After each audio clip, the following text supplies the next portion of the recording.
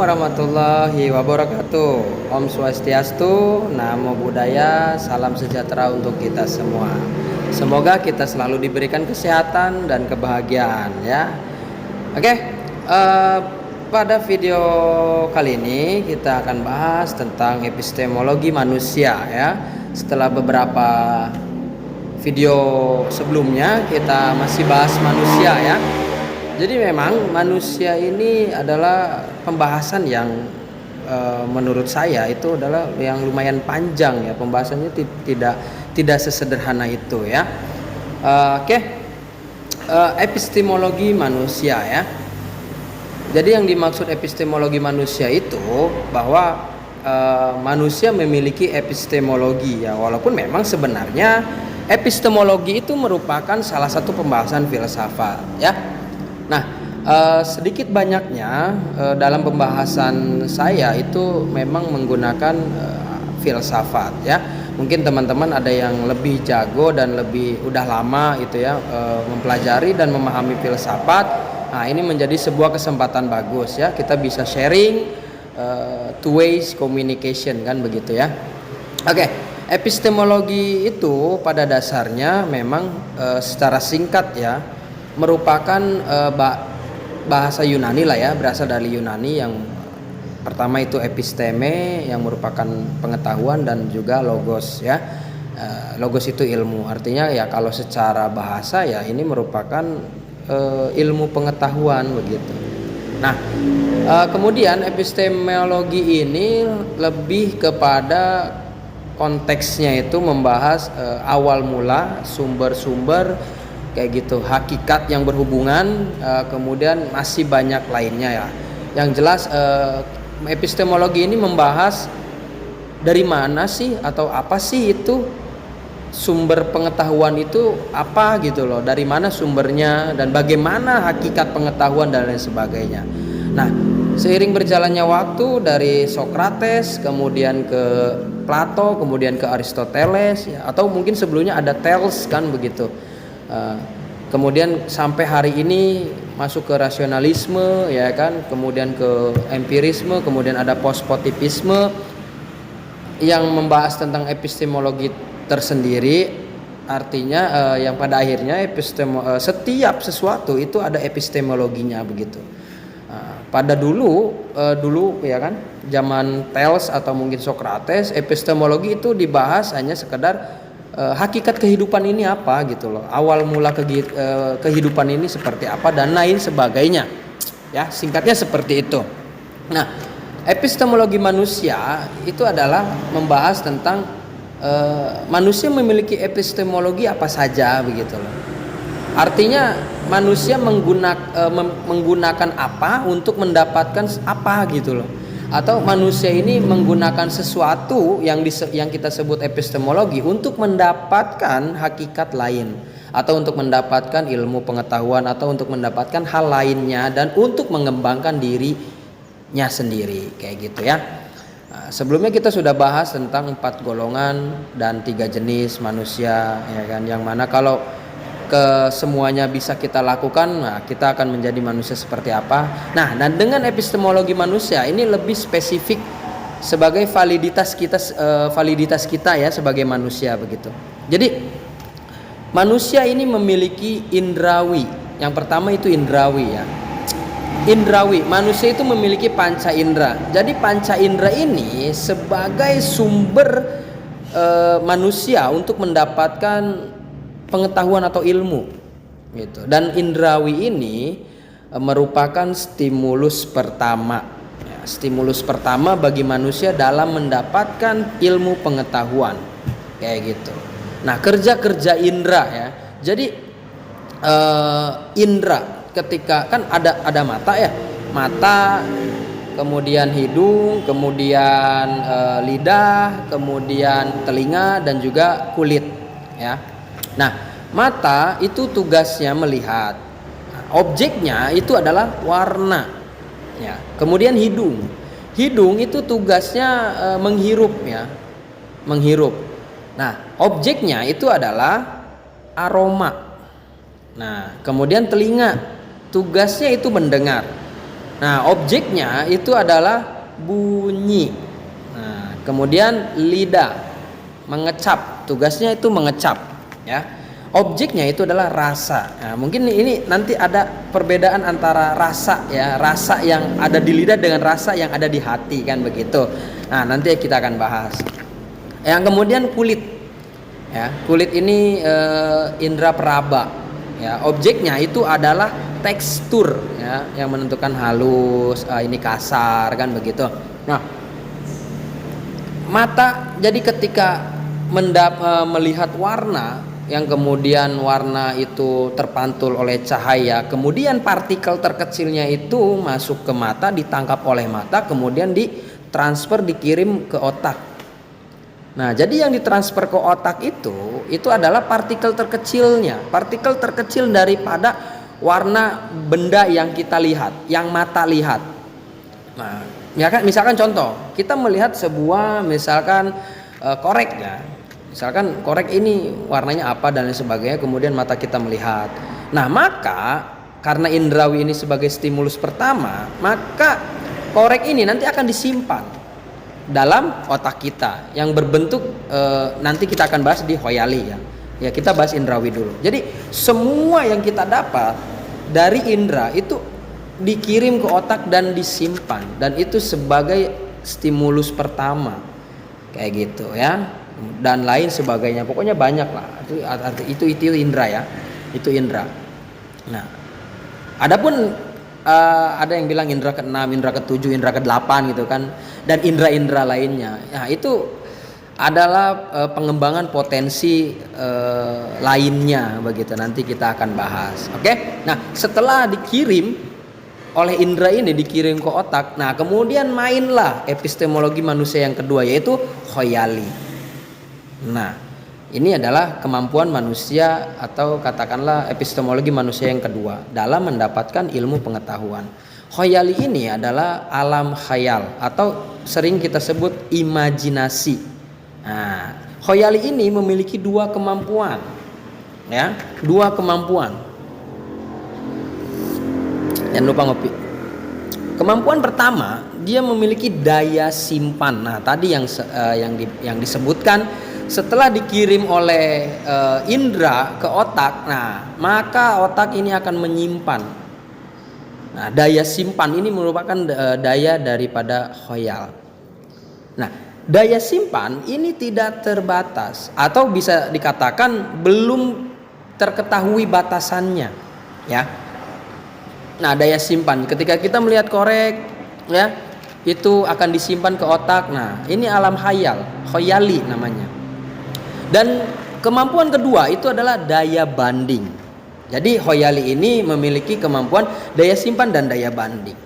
Nah, bahkan para filsuf itu mengatakan bahwa dari kemampuan inilah munculnya ilmu matematika, ilmu perbandingan, ilmu perhitungan, ya. Panjang, lebar, luas, tinggi, ya, pendek, dan lain sebagainya itu dari perbandingan otak kita di alam khayal itu. Ketika misalkan kita melihat sesuatu yang seperti ini, kemudian disimpan, nah beberapa detik kemudian kita melihat sesuatu yang seperti ini. Nah, maka dua materi ini, ya, partikel terkecilnya yang ada di dalam otak itu akan bertemu. Nah, pertemuan ini maka akan menjadi sebuah perbandingan. Yang pertama, kedua materi ini disimpan, dan setelah disimpan itu bertemu dan akan adanya perbandingan.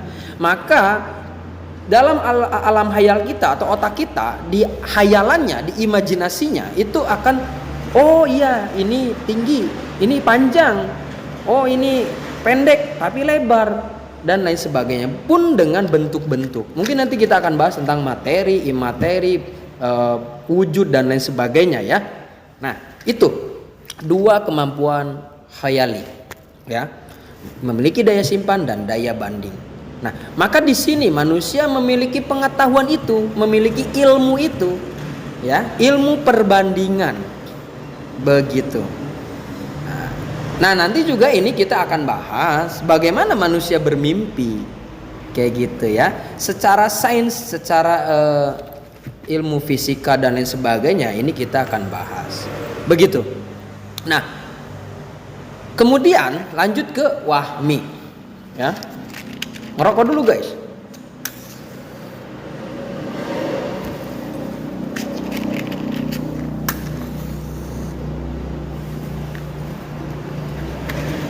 Wahmi itu adalah perasaan atau lebih dikenal sebagai hati atau kolbu. Nah, mungkin teman-teman yang sudah paham betul dengan konsepnya Ibnu Sina yang tentang kolbu itu mungkin akan lebih paham. Artinya wahmi di sini adalah sesuatu yang mendorong manusia dari stimulus pertama dan kedua, ya, akan membentuk sebuah prasangka, ya, menciptakan sebuah prasangka sebagai penyeimbang dari validitas, ya, menciptakan penyeimbang bagi validitas sesuatu, kayak gitu. Jadi prasangka ini yang akan nanti menentukan, ya, dinilai daripada sesuatu itu, kayak gitu loh. Nah, makanya kalau dalam Islam dikatakan bahwa kolbu ini sebagai pemimpin, penentu kita mau berbuat apa, berbuat yang baik atau berbuat yang buruk. Nah, perbuatan atau prasangka seperti ini atau perasaan seperti itu dari stimulus yang pertama dan yang kedua, dari stimulus indera kemudian masuk ke khayal, kemudian akan diproses dan akan menciptakan sebuah prasangka. Dan ini ada di wahmi atau perasaan atau hati atau kolbu. Nah, ini merupakan epistemologi manusia dalam mendapatkan ilmu pengetahuan atau dalam menentukan hakikat daripada sesuatu atau manusia ini harus berbuat apa dan lain sebagainya. Oke. Nah, ini wahmi. Peran wahmi itu sangat penting. Apalagi mungkin teman-teman pernah dengar bahwa ikatan batin, ya. Nah, kekuatan batin ini berasal daripada wahmi ini. Yang lagi-lagi ini stimulus dari yang indera dan khayal, kayak gitu. Pernah dengar bahwa hubungan batin ibu kepada anaknya itu sangat kuat. Nah, ini berdasarkan apa? Berdasarkan daripada stimulus indera dan khayali, yang kemudian, nah, ini secara bertahap, secara prosesnya ini akan menciptakan sebuah pengalaman. Yang mana pengalaman ini kalau terus diresapi, ya kan, nah, terus dimainkan wahminya, perasaannya, kolbunya, maka akan membentuk sebuah batin yang sangat kuat. Nah, seperti ibu kepada anaknya. Nah, kebanyakan dari kita menemukan bahwa setiap prasangka ibu kepada anaknya itu 99% benar atau jitu atau tepat. Nah, begitu ya. Nah, next itu adalah akliyah atau akal, ya. Nah, cuman secara fisiologis, secara fisik kita menganggap bahwa akal itu ya otak, itu sah-sah saja. Secara fisik bisa kayak gitu loh, karena otak bertumpunya segala sesuatu materi yang didapat oleh indera, ya. Khayali juga bermain di akal atau di otak, begitu. Nah, akal ini sejatinya adalah penentu terakhir. Jadi yang keseluruhan materi yang sudah didapat oleh indera, kemudian materi perbandingan atau materi yang sudah dibandingkan oleh khayal, kemudian juga menciptakan pengalaman yang telah divaliditas oleh wahmi, nah, maka akan ditentukan oleh akal, kayak gitu loh. Nah, akal ini sebenarnya komplikasi, rumit. Nah, cuma sederhananya begini, akal itu adalah sesuatu yang imateri atau akal bisa dibilang sebagai alam fahaman. Jadi ketika kita faham sesuatu, nah itu akal, kayak gitu. Prosesnya itu berpikir. Nah, kinerja berpikir itu adalah otak. Jadi ada keterhubungan. Nah, atau begini, otak itu adalah materi. Yang kalau kita ketahui materi ini bisa rusak, bisa apa dan lain sebagainya, ada batasan dan lain sebagainya. Nah, tetapi terkhusus untuk otak itu belum terketahui batasannya sampai mana. Nah, teman-teman pernah dengar nggak beberapa puluh tahun ke belakang bahwa sel otak itu hanya ada jutaan sel, ya. Nah, sekarang ilmuwan mengatakan bahwa sel otak itu ada miliaran. Bisa jadi sel otak nanti akan berkembang, ya kan?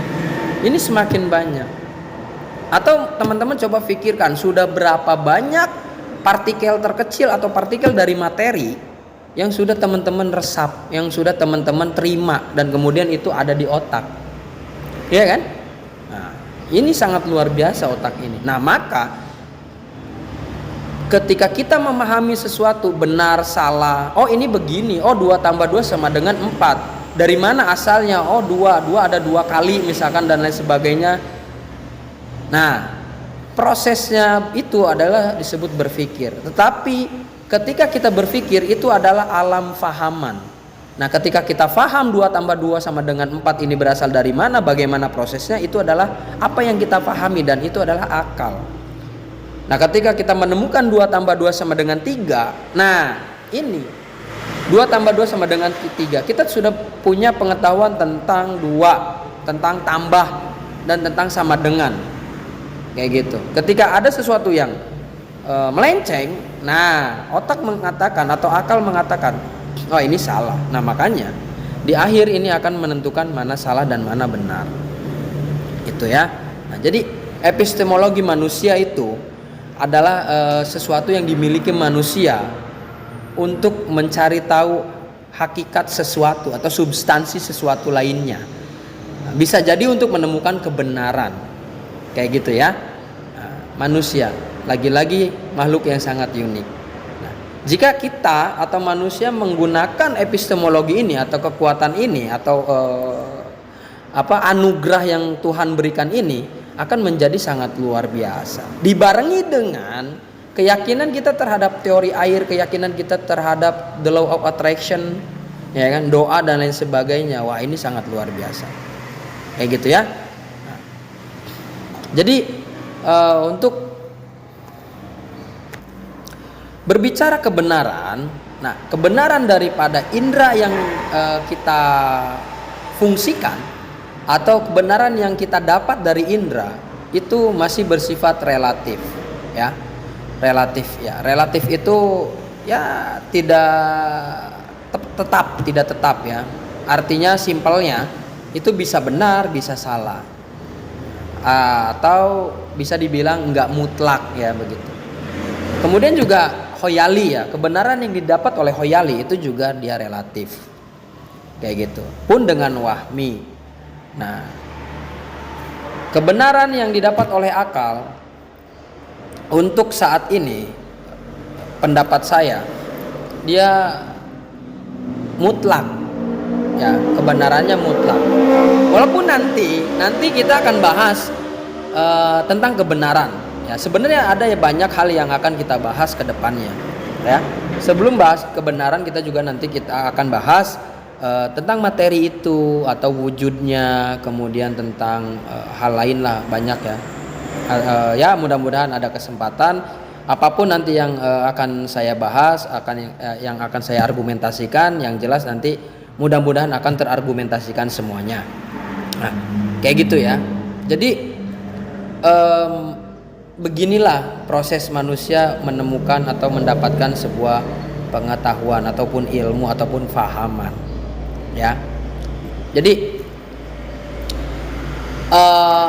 epistemologi manusia ini adalah sesuatu yang sangat penting, kayak gitu.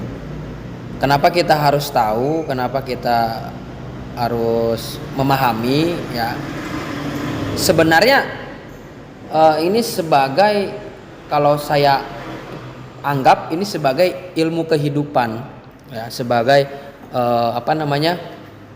bekal kita dalam menjalani kehidupan. Dan yang paling penting sebagai pemahaman bagi kita bahwa mengenali siapa kita sebenarnya. Ya kan, kalau dalam tahapan tauhid menurut beberapa filosof, ya, bahwa kita harus paham pertanyaan man ana, ya, min aina ana, ila aina ana, kayak gitu ya. Dari siapa saya, dari mana saya, mau ngapain saya ini, kemudian saya mau kemana. Nah, itu adalah pertanyaan substantif, Ya, pertanyaan-pertanyaan yang sangat penting yang harus kita pahami. Dan caranya itu masih banyak cara, gitu. Nah, di pembahasan kali ini saya memberikan argumentasi. Nah, beginilah caranya dengan kita memahami epistemologi manusia, epistemologi kita sendiri. Kita memiliki kemampuan untuk hal itu, gitu loh. Untuk memahami siapa sih kita, kayak gitu. Ya, gitu. Man arafa nafsahu arafa rabbuhu, kayak gitu. Barang siapa yang mengetahui, yang mengenali dirinya, kalau kata Jalaluddin Rumi ya, maka akan mengenali siapa Tuhannya, kayak gitu. Jadi kita harus mengenali diri kita sendiri, siapa kita ini, apa kita ini, dan mau ngapain dan mau kemana. Maka niscaya kita akan kenal, yaitu siapa Tuhan kita, kayak gitu. Simpelnya begitu, singkatnya begitu, sederhananya begitu ya. Oke, mungkin itu saja pada pembahasan video kali ini. Terima kasih, semoga bermanfaat. Kalau dari teman-teman ada yang mau bertanya atau yang kurang jelas, kurang paham, boleh tanyakan di komentar. Atau yang tidak sepakat dan ingin membantah atau memberikan tambahan pembahasan, boleh silakan di komentar. Pokoknya yang bagus-bagusnya silahkan ambil, dan itu memang harus diambil. Tapi yang jelek-jeleknya tinggalin aja, buang jauh-jauh, anggap aja yang jelek-jelek itu adalah mantan. Jadi harus tinggalin ya, kitanya harus move on. Oke, terima kasih. Billahi taufiq wal hidayah, ihdinas siratal mustaqim. Wassalamualaikum warahmatullahi wabarakatuh. Salam bahagia. Jangan lupa ngopi guys.